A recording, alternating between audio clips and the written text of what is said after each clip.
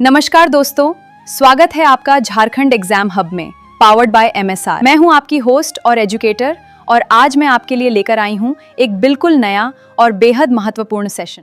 आज हम झारखंड ज्योग्राफी के एग्जाम ओरिएंटेड क्वेश्चंस को एक एक करके समझेंगे। अगर आप झारखंड के किसी भी कम्पिटिटिव एग्जाम की तैयारी कर रहे हैं तो मेरी मानिए ये 25 सवाल आपके लिए गेम चेंजर साबित हो सकते हैं।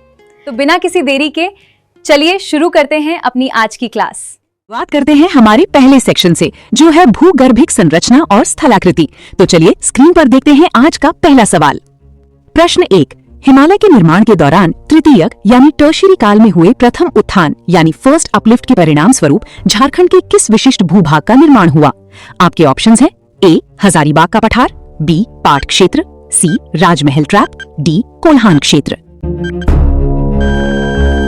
और इसका सही उत्तर है B, पाट क्षेत्र यानी पैट रीजन।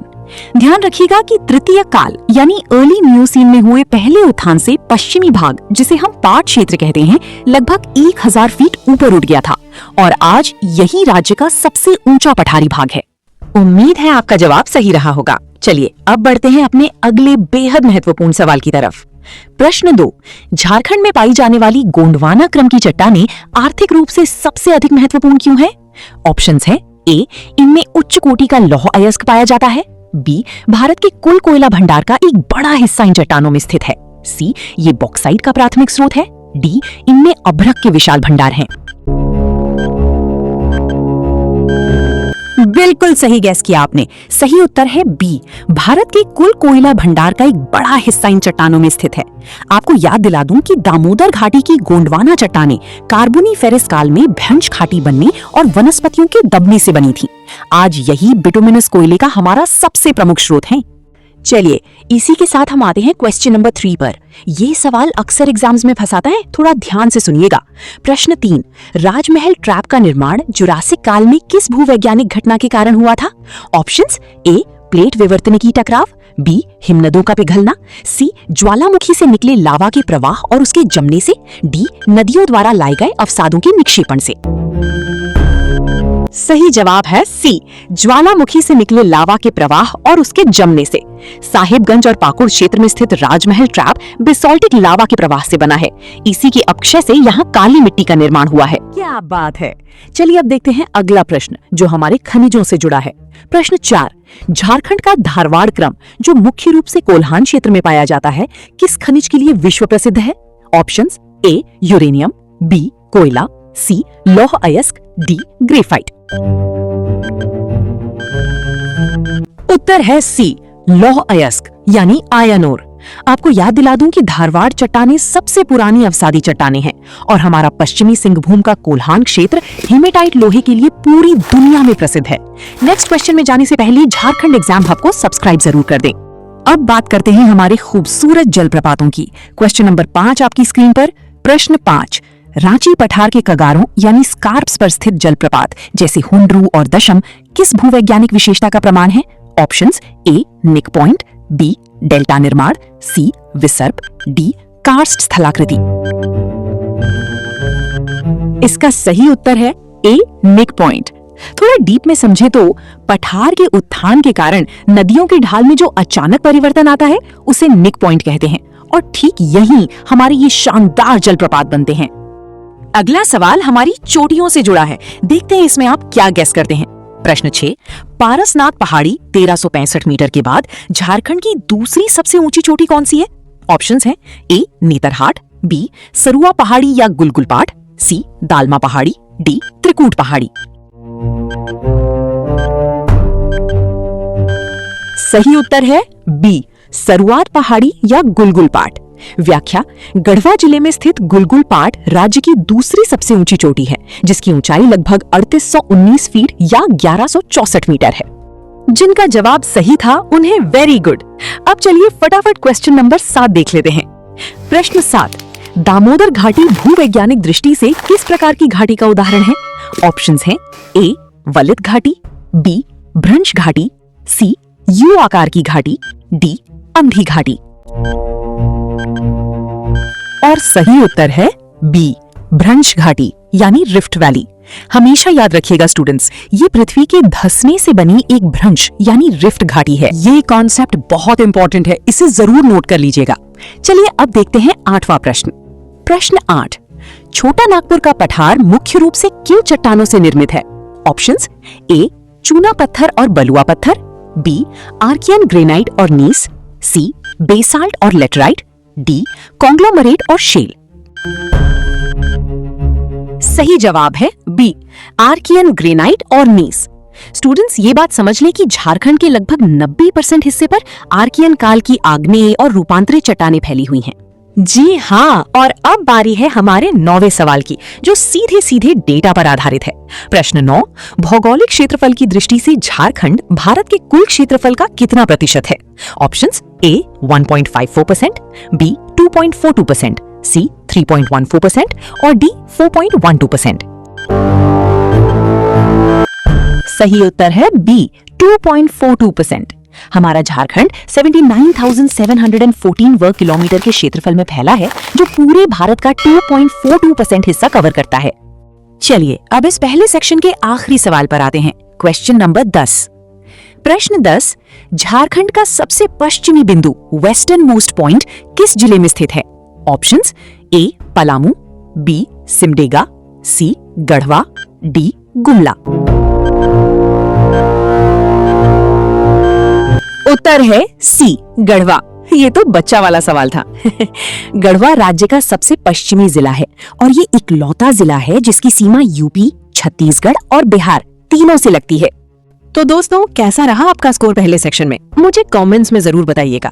अब हम बढ़ रहे हैं अपने दूसरे और बहुत ही इंटरेस्टिंग सेक्शन की तरफ, अपवाह प्रणाली और प्रमुख परियोजनाएं। चलिए देखते हैं इसका पहला सवाल। प्रश्न 11, उत्तरी कोयल नदी की प्रमुख सहायक नदियां कौन सी हैं? ऑप्शंस: औरंगा और अमानत, बी शंख और दक्षिणी कोयल, सी कांची और रारू, डी बराकर और बोकारो। सही उत्तर है ए औरंगा और अमानत। उत्तरी कोयल रांची पठार के मध्य से निकलती है और आगे पलामू क्षेत्र में आकर इसमें औरंगा तथा अमानत नदियां मिल जाती हैं। अगला सवाल हमारी ऐतिहासिक डीवीसी परियोजना से है, इसे तो बिल्कुल मिस मत कीजिएगा। प्रश्न 12, भारत की प्रथम बहुउद्देशीय नदी घाटी परियोजना दामोदर घाटी निगम यानी डीवीसी किस अमेरिकी परियोजना पर आधारित है? ऑप्शंस हैं: A Colorado River Project, B Tennessee Valley Authority यानी TVA, C Mississippi River Commission या डी हूवर डैम प्रोजेक्ट। सही जवाब है बी टेनेसी वैली अथॉरिटी यानी टीवीए। ध्यान रखिएगा, डीवीसी की स्थापना 7 जुलाई 1948 को अमेरिका की इसी टीवीए मॉडल पर की गई थी। ये सवाल कई एग्जाम्स का फेवरेट है। चलिए आप 13वें सवाल की तरफ बढ़ते हैं। प्रश्न 13, मसानजोर डैम, जिसे कनाडा डैम भी कहा जाता है, किस नदी पर स्थित है? ऑप्शंस: ए मयूराक्षी, बी स्वर्णरेखा, सी अजय, डी दामोदर। उत्तर है ए मयूराक्षी। दुमका में स्थित इस डैम का निर्माण कनाडा सरकार के सहयोग से हुआ था, इसीलिए इसे कनाडा डैम भी कहा जाता है। चलिए अब देखते हैं क्वेश्चन नंबर 14। ये थोड़ा कंफ्यूजिंग हो सकता है। प्रश्न 14, झारखंड की कौन सी नदी दक्षिण पूर्व की ओर बहते हुए सीधे बंगाल की खाड़ी में गिरती है? ऑप्शंस है: ए मयूराक्षी, बी दक्षिणी कोयल, सी स्वर्णरेखा या डी दामोदर। सही उत्तर है सी स्वर्णरेखा। स्वर्णरेखा नदी रांची के नगड़ी से निकलती है और इसकी खासियत ये है कि ये बिना किसी अन्य नदी में मिले ओडिशा तट के पास सीधे बंगाल की खाड़ी में गिरती है। अब बात करते हैं राज्य के सबसे ऊंचे फॉल की। Question number 15। प्रश्न 15, लातेहार जिले में स्थित झारखंड का सबसे ऊंचा जलप्रपात लोधघाग 143 मीटर किस नदी पर है? ऑप्शंस: ए औरंगा, बी बूढ़ा नदी, सी उत्तरी कोयल, डी दामोदर। उत्तर है बी बूढ़ा नदी। इसे हम बूढ़ा घाघ जलप्रपात भी कहते हैं और ये उत्तरी कोयल की सहायक नदी यानी बूढ़ा नदी पर स्थित है। चलिए फटाफट देखते हैं अपना 16वां सवाल। प्रश्न 16, शंख नदी का उद्गम झारखंड के किस जिले से होता है? ऑप्शंस: ए सिमडेगा, बी गुमला, सी पश्चिमी सिंहभूम, डी लोहरदगा। सही जवाब है बी गुमला। शंख नदी गुमला के चैनपुर लुपंग पाट से निकलती है और आगे जाकर ओडिशा में दक्षिणी कोयल के साथ मिलकर ब्राह्मणी नदी का निर्माण करती है। अब आते हैं एक बड़ी परियोजना पर। स्वर्ण रेखा प्रोजेक्ट से जुड़ा ये 17वां सवाल देखिए। प्रश्न 17, स्वर्ण रेखा बहुउद्देशीय परियोजना किन 3 राज्यों की संयुक्त परियोजना है? Options A Jharkhand Bihar Paschim Bengal, B Jharkhand Odisha Chhattisgarh, C Jharkhand Paschim Bengal Odisha, D Jharkhand Bihar Uttar Pradesh. सही उत्तर है सी झारखंड पश्चिम बंगाल ओडिशा। ये विश्व बैंक द्वारा समर्थित प्रोजेक्ट है जिसके तहत चांडिल और गालूडी डैम हमारी झारखंड में तथा ईचा और खड़कई डैम बनाए गए हैं। इस पॉइंट को अपनी नोट्स में जरूर हाईलाइट कीजिएगा। चलिए अब 18वां प्रश्न लेते हैं। प्रश्न 18, बराकर नदी पर डीवीसी के तहत कौन से 2 प्रमुख बांध बनाए गए हैं? ऑप्शंस ए पंचेत और मैथन, बी तिलैया और मैथन, सी कोनार और बोकारो, डी तेनूघाट और पंचेत। उत्तर है बी तिलैया और मैथन। कोडरमा का तिलैया डैम और धनबाद का मैथन डैम दोनों बराकर नदी पर हैं। बस ये याद रखिएगा कि पंचेत डैम दामोदर नदी पर है। अब पलामू प्रमंडल की सैर करते हैं। हमारा 19वां सवाल है। प्रश्न 19, पलामू प्रमंडल में जीवनदायिनी मानी जाने वाली अमानत नदी कहां से निकलती है? ऑप्शंस हैं ए चतरा का पठार, बी रांची का पठार, सी हजारीबाग का पठार, डी पारसनाथ पहाड़ी। सही जवाब है सी हजारीबाग का पठार। अमानत नदी हजारीबाग पठार से निकलकर आगे उत्तरी कोयल नदी में मिल जाती है। अब इस सेक्शन का आखिरी सवाल जो झारखंड के एक बहुत बड़े जन आंदोलन से जुड़ा है। प्रश्न 20, कोयल कारो जल विद्युत परियोजना को स्थानीय आदिवासियों के भारी विरोध के कारण किस वर्ष स्थायी रूप से बंद कर दिया गया था? Options A 1995, B 2001, C 2003, D 2010। उत्तर है सी 2003। विस्थापन के डर से हुए तपकरा गोलीकांड 2001 और उसके बाद हुए भारी जन विरोध के कारण सरकार को अंततः 2003 में इसे रद्द करना पड़ा था। मुझे उम्मीद है आप लोग अब तक बहुत अच्छा कर रहे होंगे। अब हम आ गए हैं आज के प्रैक्टिस सेट के आखिरी और सबसे स्कोरिंग सेक्शन पर, जलवायु एवं मृदा। चलिए कमर कस लीजिए और देखते हैं पहला सवाल। प्रश्न 21, योजना आयोग द्वारा वर्गीकृत भारत के 15 कृषि जलवायु क्षेत्रों में से पूरा झारखंड किस जोन में आता है? Options A zone 4, B zone 7 पूर्वी पठार और पहाड़ी क्षेत्र, सी जोन 8, डी जोन 9। सही उत्तर है बी जोन 7 पूर्वी पठार और पहाड़ी क्षेत्र। चूंकि भौगोलिक रूप से झारखंड पूर्वी पठार यानी छोटा नागपुर का हिस्सा है, इसीलिए इसे सीधे तौर पर जोन 7 में रखा गया है। ये काफी सिंपल था। चलिए अब बढ़ते हैं 22वें प्रश्न की ओर जो बारिश से जुड़ा है। प्रश्न 22, झारखंड के पाट क्षेत्र विशेषकर नेतरहाट में राज्य की सर्वाधिक वर्षा दर्ज की जाती है।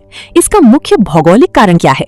ऑप्शंस ए ये समुद्र के सबसे निकट है, बी इसकी ऊंचाई के कारण यहाँ पर्वतीय वर्षा होती है, सी यहाँ पश्चिमी विक्षोभ सर्वाधिक सक्रिय है, डी ये विषुवत रेखा के पास है। सही जवाब है बी इसकी ऊंचाई के कारण यहाँ पर्वतीय वर्षा यानी ओरोग्राफिक रेनफॉल होती है। आपको बता दें कि पाट क्षेत्र लगभग 1100 मीटर ऊंचा है। ये ऊंचाई मानसून के बादलों को रोकती है, जिससे बंगाल की खाड़ी शाखा से यहाँ 180 सेंटीमीटर से भी अधिक भारी वर्षा होती है। अब आते हैं मिट्टी वाले सवालों पर जो जेपीएससी और जेएसएससी दोनों के लिए खास हैं। 23वां सवाल देखिए। प्रश्न 23, राजमहल क्षेत्र में पाई जाने वाली काली मिट्टी किस फसल के लिए सबसे उपयुक्त मानी जाती है? ऑप्शंस है ए चाय और कॉफी, बी चना और कपास, सी रबर, डी मक्का। उत्तर है बी चना और कपास। विशाल चट्टानों से बनी ये मिट्टी नमी को रोक कर रखने में बहुत सक्षम होती है, जो चने और कपास की खेती के लिए इसे एकदम परफेक्ट बनाती है। बहुत बढ़िया। अब देखते हैं क्वेश्चन नंबर 24। प्रश्न 24, लैटेराइट मिट्टी जो बॉक्साइट से समृद्ध होती है का निर्माण किस भौगोलिक प्रक्रिया से होता है? ऑप्शंस ए निक्षेपण, बी निच्छालन या लीचिंग, सी वायु अपर्दन, डी हिमनदी निक्षेप।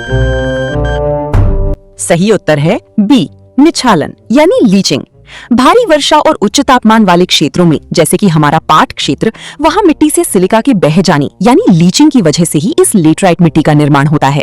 और दोस्तों इसी के साथ हम पहुंच गए हैं आज के हमारे इस शानदार सेशन के एकदम आखिरी सवाल पर। देखते हैं इसका सही जवाब कौन देता है। प्रश्न 25, झारखंड के दामोदर घाटी क्षेत्र में गोंडवाना चट्टानों के कारण मुख्य रूप से किस प्रकार की मिट्टी पाई जाती है? ऑप्शंस ए जलोढ़ मिट्टी, बी रेतीली बलुई मिट्टी, सी अभ्रकयुक्त मिट्टी, डी काली मिट्टी। और इसका सही उत्तर है बी रेतीली या बलुई मिट्टी, सैंडी सॉइल। गोंडवाना क्रम की बलुआ पत्थर वाली चट्टानों के क्षरण या इरोजन के कारण ही आज धनबाद और बोकारो क्षेत्र में मुख्य रूप से रेतीली मिट्टी का विस्तार देखने को मिलता है। तो दोस्तों, ये थे आज के टॉप 25 झारखंड ज्योग्राफी के हाई लेवल क्वेश्चंस। मुझे पूरी उम्मीद है कि इस प्रैक्टिस सेट से आपकी तैयारी को एक नई धार मिली होगी और आपके कई कॉन्सेप्ट्स क्लियर हुए होंगे। 25 में से आपका फाइनल स्कोर क्या रहा, मुझे अभी कमेंट बॉक्स में लिखकर जरूर बताइएगा। अगर आपको मेरी ये क्लास और सेशन पसंद आया हो तो प्लीज वीडियो को लाइक करें, अपने सभी स्टडी ग्रुप्स में इसे शेयर करें और झारखंड एग्जाम हब को सब्सक्राइब करके बेल आइकन दबाना बिल्कुल ना भूलें। मैं मिलती हूँ आपसे अगली वीडियो में कुछ और बेहतरीन सवालों के साथ। तब तक के लिए अपना ख्याल रखिए, keep learning and all the very best for your exams.